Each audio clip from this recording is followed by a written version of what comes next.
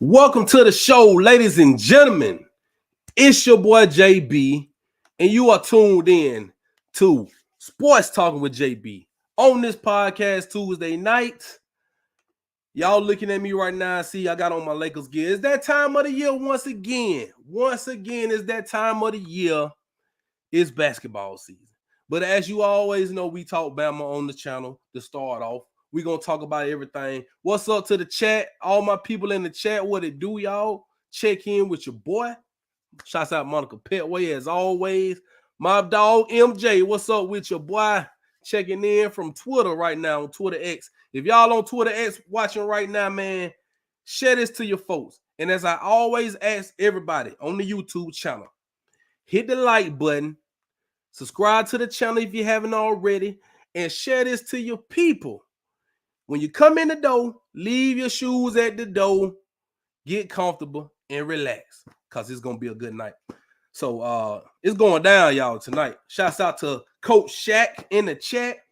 If my voice sound a little different, it's because I'm getting over a little sinus thing, little sinus issue. But the show must go on. The show always goes on. And DJ Seaway, my podcast partner, will be here shortly. He'll be here shortly. He said he had a little thing going on he had to take care of, but he will be here shortly. So, but the reason I'm starting early tonight, as you all know, basketball season has started. I'm awaiting the Lakers game, and it's a big game. Normally, we wouldn't do this for a normal Lakers game, but it's the first game of the season, and Bronny and Bron is going to play together. Father and son is going to play in the NBA together. It's never been done. History will be made tonight.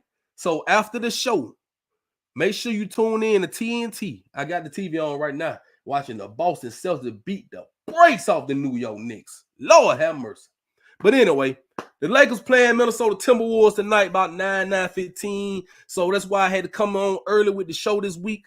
And I got to watch that, though. I can't miss it. This is history in the making. History. So I'm locked in. As everybody else will be. So I had to put on my Lakers, my GOAT James shirt today, because you know who I'm rocking with. No, hell no, Monica. LeBron is not retired. No, you heard wrong. He will be playing about 2 to 3 more years. That's what I heard. About 2 to 3 more years. But yeah. So before we get started on the BAMA talk and all that, make sure y'all support the good people at Whitwell Sports right here. WhitwellSports.com. Go get you one of them title towers. I think I'm gonna buy some, man, and give out to some folks. I'll be down there at homecoming. I'm going to the BAMA game. I made my mind up. I will be at the BAMA game for homecoming this Saturday. I still got a bad taste in my mouth from the last game I went to South Carolina when we did not play well. Saw that debacle on TV yesterday. I mean, not yesterday. That debacle on TV last week, and it don't sit well with me. So I got to go see this up close and personal. So if y'all gonna be at the game, holler at your boy. But before we get started, man, I got a lot's been going on, man. First of all, shouts out to the WNBA champion, New York Liberty, man. That was a great series. They beat the Minnesota Lynx in a five-game series, 3-2. Game 5 went to overtime. I caught a little bit of that on Sunday night. A lot of people feel like New York, the refs cheated for New York or whatnot, but that still doesn't take away from a great game it was, and now we have new champions. First time ever for the New York Liberty to be WNBA champions. So congrats to them. Let's see. I got something else I want to get that off the screen. And if you watch baseball, if you're into baseball, we got a World Series matchup for the ages. The New York Yankees and the Los Angeles Dodgers. So much star power in this World Series, man. I mean, come on, just look at them guys. Ohtani, Mookie Betts, Judge. Man, it's so much star power right there. Juan Soto. I mean, yeah. I know them parlays gonna be hitting. This weekend. The series starts on Friday. Yeah, that was a great game. Bad call. I agree. But they went to overtime. They could have got the job done in overtime. But this right here gonna be a good series, man. I'm rocking with the Dodgers because the last time the Dodgers won the World Series, guess who else won the NBA championship? Mm-hmm. And they still owe the Lakers that parade. So I'm rooting for the Dodgers and I'm rooting for the Lakers so LA can get their parade next year. All right. Now, before we move on, I got something else. Shouts out to Mark Sears and the Alabama Crimson Tide basketball team, man. Mark Sears is a preseason player of the year and first team all SEC nominee. One of the best point guards in college basketball. He's back for his 5th season. He's going to lead the Tide to the Final Four once again, and this time win the trophy. Now, I know a lot of people were talking about they celebrating just making the Final Four and losing, talking about a participation trophy and all that, the rings they got and all that. I don't mind the rings, but the trophy and all that, the ceremony, I feel like they should have redemption on their mind. You got to the Final Four for the first time. You didn't get the job done. Now Mark says you're going to have to be that leader. You, Grant Nelson, Coach Nate Oates, one of the best basketball coaches out there in the nation. We got a loaded roster. I'm going to talk basketball on here soon because we got a couple more weeks before the season starts for BAMA, for college. And we're going to talk basketball soon. So it's going to be a very interesting season, man. Very interesting season. So y'all be on the lookout for that. Good comment, Monica. I hope the 2 spot don't go to their heads. They had their backs against. Yes, I agree. I really agree. I'm glad they didn't get the 1 spot because you know that number 1 is a target on your back, and it's kind of taboo when you get that number 1 spot. And it's something else I had on here. But it's so much going on. So much going on in the sports world. And the NBA tip-off, which is opening week. Like I said, Boston is beating the brakes off the Knicks right now by like 30 points. You got Lakers and Timberwolves coming up next. Then you got some more games tomorrow, Thursday, Friday, Saturday. That's your weekend slate right there. Your whole rest of the week, opening tip. The Lakers got another game Friday night and Saturday night. So I'm locked in. It seemed like basketball came back so quick. It came back really quick because of the Olympics. The Olympics made it seem like basketball just went away. It was only like 2-3 months ago. And now we back full-fledged. So I hope the guys are ready to play, man. I hope we have a great injury-free season because a lot of injuries seems to take toll on these players, and I hate to see players get injured. So I just hope it's an injury-free season and we see some good basketball. Now let's talk about football. So I'm gonna get into this. C-Well be joining us. My boy Nick Beasley. Yeah, see where he coming. He had to do something, but he'll be joining shortly. Shouts out Nick Beasley. Make sure y'all follow that man right there, Nick Beasley Show. Follow his channel. Good channel right there. Let's see. All right, so first of all, I want to put this quote on the screen. And if you guys watched the Bama Standard that just went off probably about an hour ago, the Bama Standard was on YouTube. Reggie Ragland was on the Bama Standard. And he actually said a lot. He said a lot of things, but this right here was a quote that he said earlier on this week. Man, I ain't gonna lie. Bama fans, I get it. We lost. But y'all tripping talking about fire this man. This is first year. Chill out. Everything is new. It's gonna be okay. So Reggie Ragland is an all-time great Alabama linebacker. If you don't know who he is, I mean, pretty much the same sentiments I've been saying. Pretty much the same thing I've been saying. Y'all need to just chill. And I'm kind of tired of talking about it. Basically, tired of beating a dead horse saying the same thing. Cause y'all know, Bama fans, y'all know we are spoiled. We are entitled. And, you know, we can be crybabies when we lose. And that's not good because we say the same thing about Auburn, that they're crybabies when they're losing. We can't do that. We the big brother. So the big brother always got to stand on business. So we can't, that shows everybody else that we have that entitledness and that spoiled brat syndrome. That just shows everybody else, all the other fan bases. So I agree with everything Reggie Ragland was saying. I've been saying it as well. Let's get a coach time. Let's stop talking about Nick Saban, comparing Nick Saban to Kalen DeBoer. Now, he knew that it would be like this. I'm sure he knew that it would be like this when he took the job. It's probably with some coaches out there who were scared to take the job. So I commend Kalen DeBoer for taking that, being a man, standing on it, say, yeah, I'm going to do this. But let's not forget, this is not his team. This is the team he inherited from Coach Saban. All right. So to just sit there and say he's not getting the job done, let's hold up. It's been 7 games. We're 5-2. We're not completely out of it yet. Okay. So every game from here on out is win now. Must win. We got to win each and every game. Every game is a playoff game now. Every game. So, but all that talking about fire the man every time we lose a game, I knew it was going to happen. I foreseen this. But, I mean, you got former greats like Reggie Ragland and Trent Richardson, and it's more players out there, Mark Ingram. Y'all just chill. They're telling y'all, hey, yeah, we set the standard. We said that the bar was so high when Nick Saban came in, and he went 7-6 his first season. Second year went to the SEC championship, lost. Third year went back, won and natty. Okay, so you looking at 3 years of growth.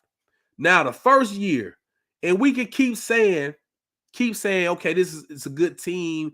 He's got some of the same players, but last year was a struggle as well. We won some close games last year. Yes, we made the college football playoffs and we lost, but every game is going to be a dogfight in the SEC. These teams are getting better and better. The NIL, you can go buy a team now. You can go buy a team. Little old Vandy ain't the old Vandy of yesterday. This is a new Vandy. They done got them some good players, got them a good coach, and you can buy some players. So with all that being said, man, I just want everybody to chill out. I just had to put that up for Reggie Ragland, man. Shouts out to him. He was on the BAMA Standard. I suggest y'all go watch the BAMA Standard if you haven't watched it already. The episode from tonight. It was great, man. He had a lot of great things to say. All right, so let's see. Let's get into it. Let's talk about this AP Top 25 before I really dig deep into this BAMA stuff. I want to talk about this Top 25. We have fallen all the way to number 15, y'all. It don't feel real, do it. But as you can see, we got a new number 1 up there, Oregon, because Georgia beat the brace off Texas. Yeah, they did their thing. They beat Texas Saturday night, 30-15. That was a good game to watch. I watched most of that game. Georgia back in the number 2 slot. So now you see Vandy's number 15. Number 25. So we lost to number 25, and you see Tennessee's number 7. So we got 2 ranked losses, and we beat the number 2 team in the nation. So we still got to play LSU, who's number 8 right now. They got a big game coming up this week. So I don't know, man. It's all this is fluid. Like the AP poll is not the college football playoff poll. So y'all remember that. The college football playoff poll will be coming up in probably 3 weeks, 2 or 3 weeks. So yeah. Nick B's how the hell Notre Dame still. You're right, they ain't beat no damn body. But once again, that's favoritism. Notre Dame always seem to be in the mix. Always in the mix. Look at BYU at number 11. They undefeated though. Is that Indiana number 13? We got some Big 10 ACC. We got it's a good mix in there now. It was SEC top heavy. Now it's a little good mix up in the polls right now. But we got some good matchups this week, and this thing is gonna be changing. It's gonna change weekly because you got a lot of these teams playing each other. So you can't just sit back and look at it and say, "Oh, we got this team," because it's gonna change. It's gonna change up. So we just gotta take that for a grain of salt. Just take it for a grain of salt. And I don't really pay no attention to the AP poll until we get to the college football playoff poll. But it's just good. It's something to grow off right now. It's what they're thinking in their mind, but it can all change. Shouts out to Run the Table Sports TV. What's up with you, my boy? Yes, sir. So Yeah, man. The AP poll crazy. A lot of mix up. We got some big games. Let me talk about these big games too before we get into BAMA. We got some big week 9 matchups. They got the main event right there at the top. You got LSU going to face Texas A&M Aggies. 7:30 p.m. Eastern time on ABC, man. That's a good one. I think I got that in my notes. Hold on. Let me see. Who's favorites? I didn't get the favorites, but that's a big game because whoever loses that game, I think LSU, who already has a loss, they have a loss to USC, and that's not a good loss because SC is not that good this year. They are not that good, but it's not a conference loss. That's why LSU is ranked ahead of Texas A&M, who also has a loss, but they're undefeated in the conference. So, like I said, a lot of this can change up. A lot of this can change. LSU, yeah, they better be careful, man. Them boys tough at home, Nick. They tough, yeah, for sure. And it's hard to pick that game. It's really hard to pick that game, man. For real. Shots out running. They got to stop all that talk. We're replacing J4. Stop the beat. Yes, I'm going to get into that. Yeah. Yep. I'm going to get into that. But, yeah, we got some good games on the slate right here, man. That Texas-Vandy game. Now, Texas better be careful. They coming off a loss. I don't think they will be on upset alert for the reason that they're coming off that loss. But they're going on the road. The same time slot we had to go on the road to Vandy. 3:15. We on the SEC network. The same time, same channel, same scenario. Except they're coming off the big loss from Georgia. We came off the big win at Georgia. Well, beating Georgia. So it's a little difference. I think Texas is going to steamroll Vandy. I hate to say it, but I think they're going to steamroll them because they're pissed off that they lost to Georgia. So I don't put them on upset alert. Florida State is going to lose another game. They're going to be, 1-7? This is terrible for Florida State. They were undefeated. Then they got mollywopped by Georgia. Now they're 1-6, 1-7. What the hell is going on with Florida State? That's crazy. That's probably one of the biggest downslides ever, if you really look at it. But I ain't giving them no time because Florida State is irrelevant right now. So I ain't even gonna talk about them. But yeah. And then you see they got Navy ranked. They're playing Notre Dame, so that's a ranked matchup. Might as well say a ranked win for Notre Dame because I don't see Navy beating them. And you got Illinois going to Oregon.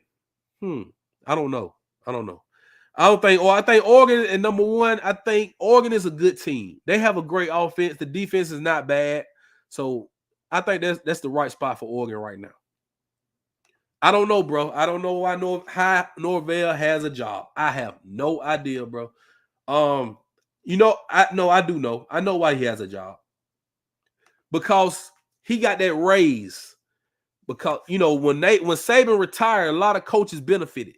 Norvell got a raise. Sark got a raise. Lane got a raise. Who else was it? Lanning, he got a raise. A lot of coaches got raises because the programs were scared that BAMA was going to come after him, that BAMA was going to take their coach. So that's why he got that money. So they can't really get rid of him right now unless they find a scandal or something, say he messing with them little girls or something like that. Then you could probably get rid of him.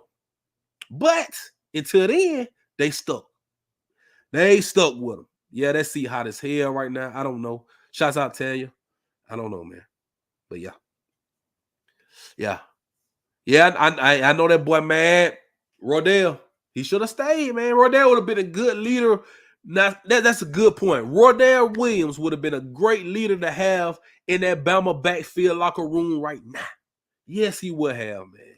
That's a problem too with Bama. They don't have no good leadership in their skill positions. Now, you can have leaderships overall.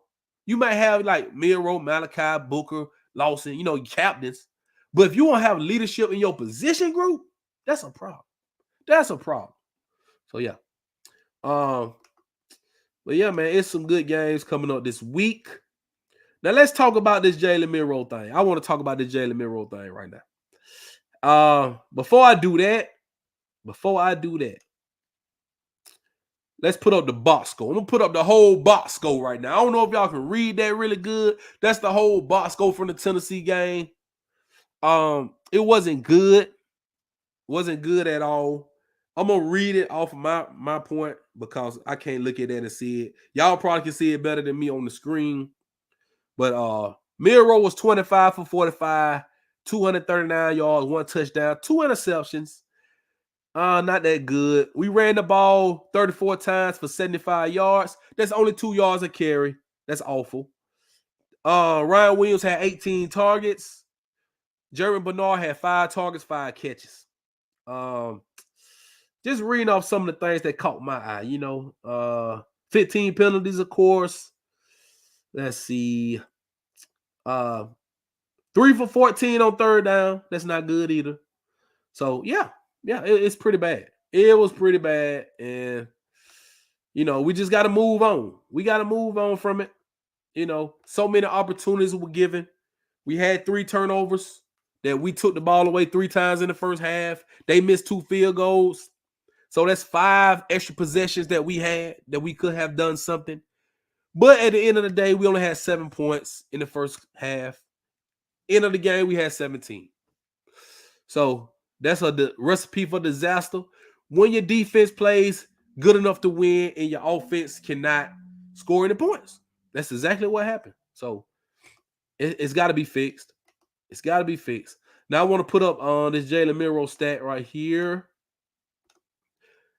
This Jalen Milroe stats for the year right here, man. First 5 games, he was lighting it up. 73.3 completion percentage.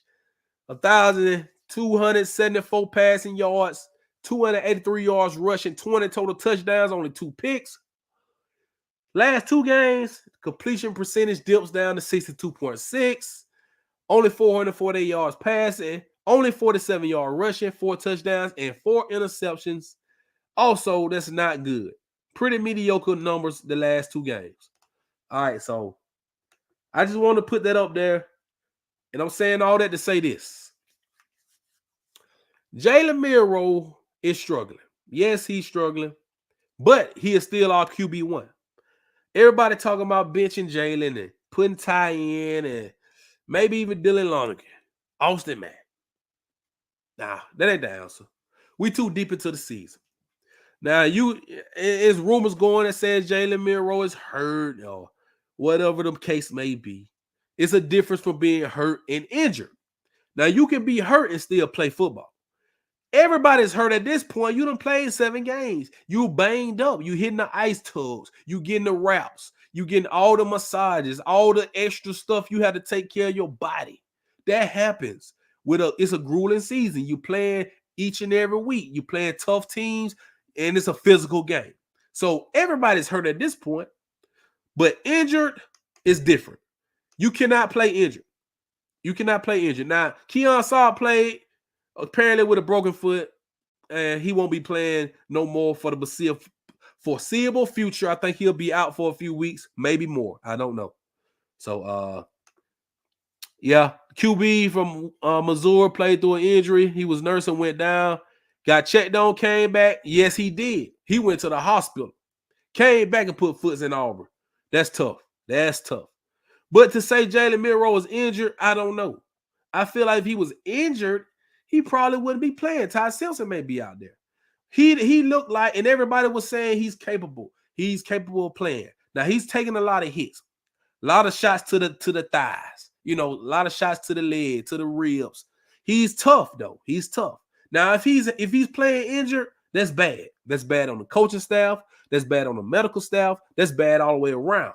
So I don't want to sit here and say he's not injured. He's injured. He's hurt. He's not hurt. I don't know. But if everybody is saying he's good enough to play, then he's playing. He's not getting benched unless he is legitimately injured. He's not getting benched. So for everybody out there that's still naysaying or whatever, because he had a few bad games. Now, the last 2 games have been pretty bad. The South Carolina game, we overcame it. This past week was hideous performance from Jalen Milroe. I would say that, and I'm one of his biggest fans, but I would say that performance was hideous. That was the worst performance Jalen Milroe has had all season. Really, since last year. It's his worst performance. So we just got to sweep that up under the rug and just move forward because we got a big game. It's homecoming, and we got to get prepared.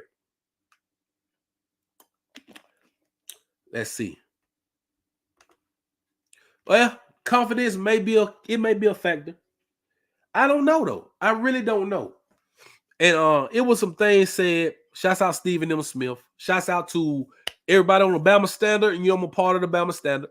It was some things said on Talking BAMA this past Sunday about some things in the locker room going on, which my ear to the streets. I don't have any first-hand knowledge. I don't know any players' names or anything like that, but there's a lot of disagreement going on within the Bama locker room. That's what I heard.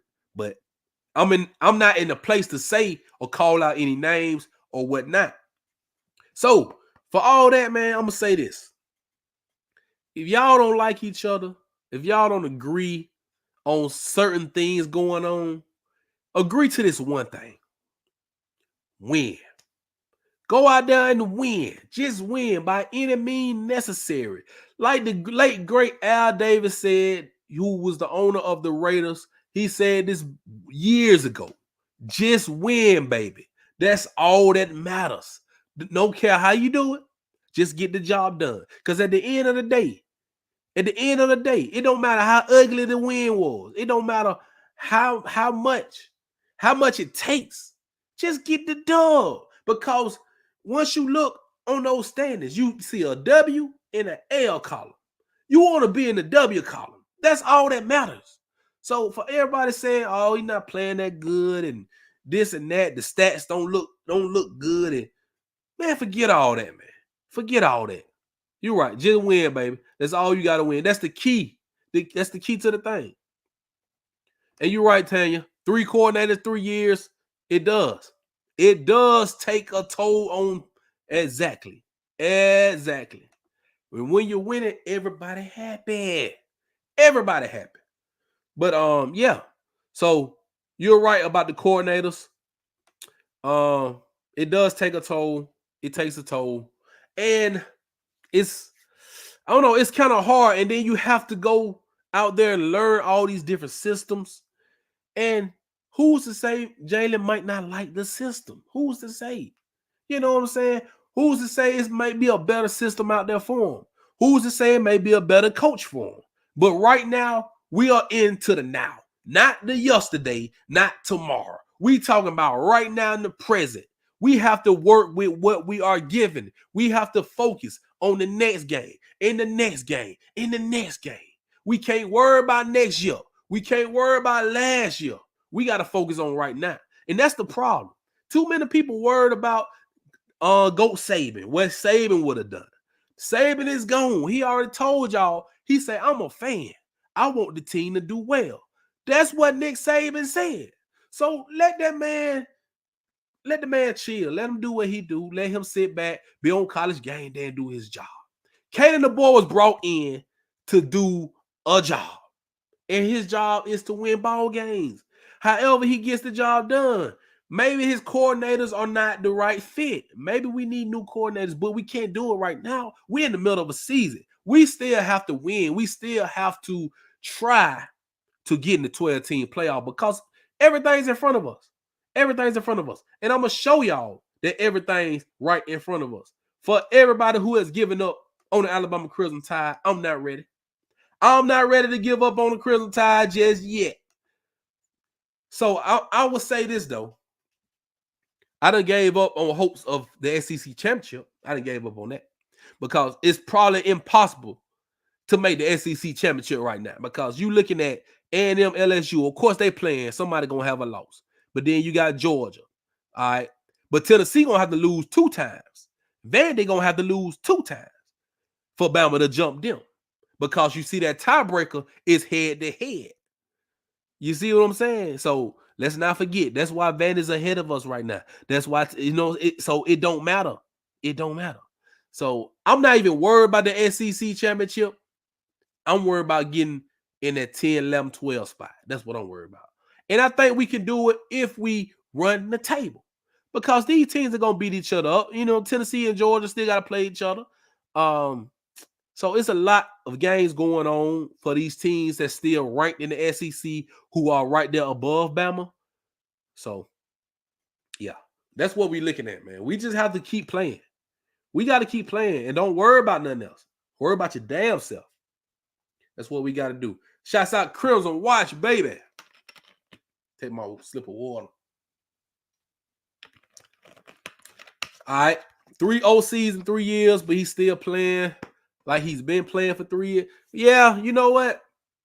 And it seems like I'm a harp on that. It seems like he has regressed and went back to his old habits. Meaning holding the ball too long, not going through the progressions. Now, we saw great Jalen Milroe first half of Georgia. We saw spectacular. I'm talking about going down 15. I think he went 15 for 15. And he was getting the ball to the tight ends. I mean, everything was on point. I don't know what happened since then.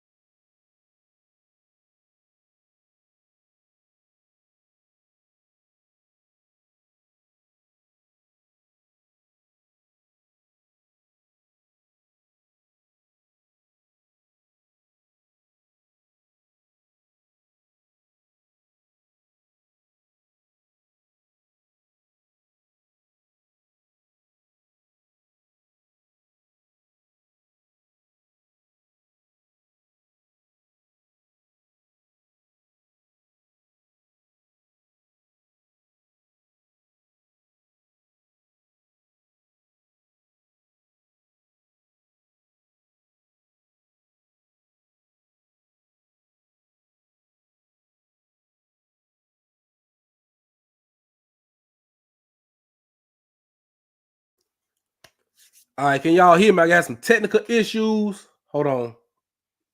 Let's see.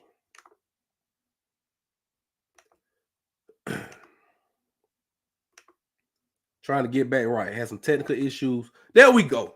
My bad, y'all. Had some technical issues right there. I don't know what happened. My camera went blank and my mic. But we back. We back. So appreciate y'all. I'm back on. You right, Crimson Watch. At the end of the day, we ride or die with 4. We can't bench him right now. We too deep in the season. We too deep in the season right now. We can't do it. Unless he's actually injured. So, but that remains to be seen, ladies and gentlemen. I don't know. But I feel like this team still got a lot to prove. They're not playing up to standard. They're not playing up to par. And the leaders going to have to get out there. The leaders on the field I'm talking about. I'm talking about the Malachis, the Milroe, the Tyler Bookers, the Lawsons. They got to get out there and take control of the team. They just got to keep it simple. Ball, seafood, eat, play. Exactly. We got 5 and 4 stars, man. They thinking about it too much. You are absolutely right. They thinking about it too much. So I don't know, man. And Reggie Ragland said the same thing on Alabama Standard. He said they need to go back out there and play. They're thinking about it way too much.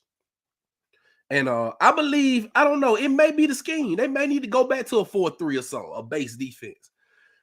I know they were saying that this was probably a simplified version of a defense, but it don't seem like it. It seemed like they're still out of place, not hitting the gaps, and we're still getting beat over the top for some reason. Still getting beat. Now, I would say I'm worried about the secondary right now because we got injuries. Keon Saab's hurt. Red Morgan's injured. Devontae Smith. We got injuries in the secondary. Xavier Brown's been banged up.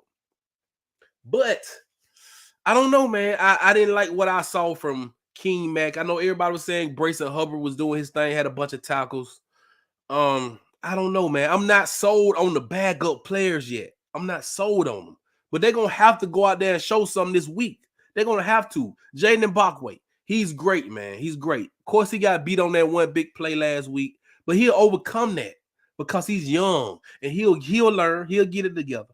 So I'm not worried about them per se. I'm not worried about them messing up because they're going to mess up. They're freshmen, especially the young guys. They're freshmen. They're going to mess up. But that's when the leaders have to step in and show them, hey, next time you're going to get it right, do it this way. Accountability is key. That's the main issue, man. It's key. So I don't know if they've done this. I don't know if they've done this yet. And I don't have any intel, but if they had a players only meeting or captains or leaders meeting or something like that, they need to get it together. They all need to come on one accord. Because what I did not like, and I said this on Sunday night talking about, I did not like when Jalen Milroe, after every series, he went on the sideline to sit down by himself. I didn't like that. That didn't show good leadership. You go sit down by yourself, not communicate with anybody after a series, after 3 and out, after an interception, after something that didn't go your way. You go sit down. And they showed him on the TV camera plenty of times. They showed him about 6 or 7 times sitting down by himself. I don't know why you not up there encouraging the guys. Y'all not talking about something. I always see the quarterback talking to the O-line, talking to the receivers. He did none of that. I don't know what it is, man. I really don't know. I don't know what's going on over the headset with him and Sheridan. I don't know if he's not liking the plays called. I don't know if him force feeding Ryan Williams is on purpose, maybe. But I don't want to speculate. I'm just saying what I saw and I did not like. Now, I love Jalen Milroe as a person and a player. I love him. His family. I love his family. Q, man, they have fun at the game. Love them. But I just didn't like that for us, him being the quarterback and the leader of this team. I didn't like it. Malachi, I like what he does. With the defense, he seems to round the guys up. He get them hype, you know. They go out there and he seems to be the vocal leader out there. But he's going to also have to lead by example too. He's going to lead by example. So, I mean, these guys know this. They played college football 4 or 5 years. They know this. So, me saying this is just saying what I've seen with my eyes. This is something they already know. You know, something they already know, man. Yeah, man, but what I will say I still got faith. I still believe in this team. I do. I think we win the game this Saturday. I think we win it. I don't score. Probably 35-24, something like that. 35-24. Because we're playing a team that's not going to lay down. Now, I don't know how healthy the quarterback is, Brady Cook, but he came back and beat Auburn. That's all I know. But I'm not sure what his health is like coming into this game right here. Luther Burden hasn't been great this year, but he's still a great player. They have playmakers on the outside. They're going to pass the ball. So we have to be prepared. They're going to test our young secondary. They're going to test the guys. If Brayson Hubbard is going to be tested. He's going to be tested. I want to see a pass rush. We haven't had a pass rush yet outside of Q-Rob. You know, LT Overton, he gets back there, but he's not getting a bunch of sacks. Tim Smith, they get back there, but they're not getting the quarterback down. We need to get the quarterback down. We need to force some turnovers. We need to force some negative plays. And that's what's happening. That's really what's happening. And on the offense, for everybody saying we need to run the ball. How the hell you going to run the ball getting 2 yards per carry? Answer me that. How are you going to run the ball averaging 2 yards a carry? You cannot. Because if you run on first down, you run on second down, that's going to leave you at 3rd and 6, 3rd and 5. You still going to be in a passing situation. And what they're going to do, they're going to tee off on the quarterback. They're going to tee off. So, in order for us to run the ball, the O-line's going to have to be better, for one thing. They're not opening up running lanes. They're not. And I'm watching this. I watch the game differently. I watch it from the trenches. I'm watching what the O-line do.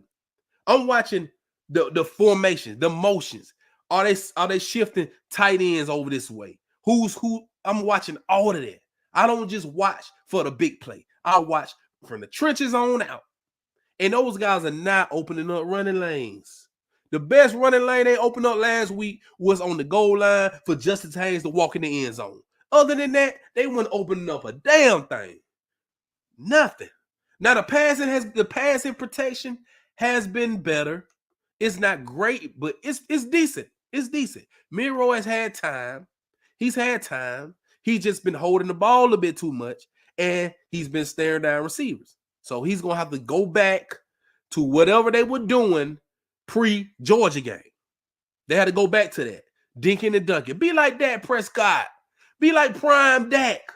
Dink and dunk your way down the field. That's how you do it. I'd rather for my quarterback to go 28 for 32 for 280 yards. I'd rather for my quarterback to do that. Dink and dunk your way down the field. It'll open up a big play later on. I don't see why you can't do it. That's why the big plays were opening up in the Georgia game, because we were dinking and dunking. Yeah, boy, we were dinking and dunking. We got to go back to that for some reason. We got the tight ends. We got the running backs that can catch it. Throw it to Justin. Throw it to Jam. Throw it to CJ Dupree. Throw it to Quavers. Kendrick Law. Kobe Prentice. Where the hell is Kobe Prentice? Come on, man. He got 6 catches on the season. 6. Where's Kobe? I know he missed a game or 2, but come on, bro. He was out there last week, didn't even get a target. Didn't even get a damn target. E-Man, Manuel Henderson, when he gets the ball, he knows what to do with it. He ain't getting the ball. Every time Kendrick Law gets the ball, it's a first down. I ain't lying. Go look. He had 2 receptions, 2 first downs. And the pass that Jalen threw to him that he missed, that he got into it with the guy and got the 15-yard penalty, that was behind him. The ball was behind him. So, man, get these guys the ball, man. Just get these guys the ball. I mean, I'm not going to keep beating the dead horse saying this each and every week. I'm going to do what Reggie Ragland did. He said, man, everybody just do your job. Just do your job. If everybody does what they're supposed to do, then we can win the game and win it easily, because we are more talented than Missouri. I promise you, we have the more talented team than Missouri. I'm not saying they're a slouch, but we are a better team than Missouri. And we should be the more hungrier team. We're coming off of a tough loss. 2 losses in the last 3 weeks. That's not good, ladies and gentlemen. That's not good. That's not the Bama way. That's not the Bama standard. And we're not playing good football right now. So we got to get back to playing good football like we were when we was playing Wisconsin, when we played Western Kentucky, when we played the first half of Georgia. We got to get back to playing good football. We hadn't played good football since then. The 4th quarter against South Florida, when we was running the ball and everybody was blocking their ass off. Other than that, it's been mediocre. It's been mediocre. Everything's been mediocre. So, or I saw a lot of people saying maybe we just don't have a good team. I don't know. They can decoy Ryan. They can a little bit. They can. Send him out. Send him out. Let him take 2. Now, I saw some plays where I'm like, what are y'all doing? Y'all got Ryan Williams out here. You got a guy right here in the flat. Why don't you throw the ball in the flat? Ryan Williams going to take the safety back. Throw the ball in the flat. Put Bernard and Ryan Williams on the same side. Send Bernard in the flat. Send Ryan Williams on the go route on the post. Bingo. I tell you what, Jeremy Bernard is an NFL. He's an NFL player. He may not be a first-round pick, but he's a 3rd, 4th-round wide receiver. I tell you that.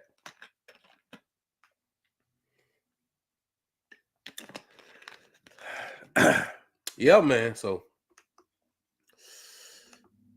that's all I got to say for real. That's all I got to say. I'm picking Bama. Bama gonna win this ball game. I'll be at the game, trying to get better. My allergies killing me, but I'm trying to get better. Seem like those players are getting fake. Man, I guess. I don't know. I'm just a messenger. I don't know what's going on. I have no idea. But word on the streets is that a lot of players ain't happy. That's what I heard.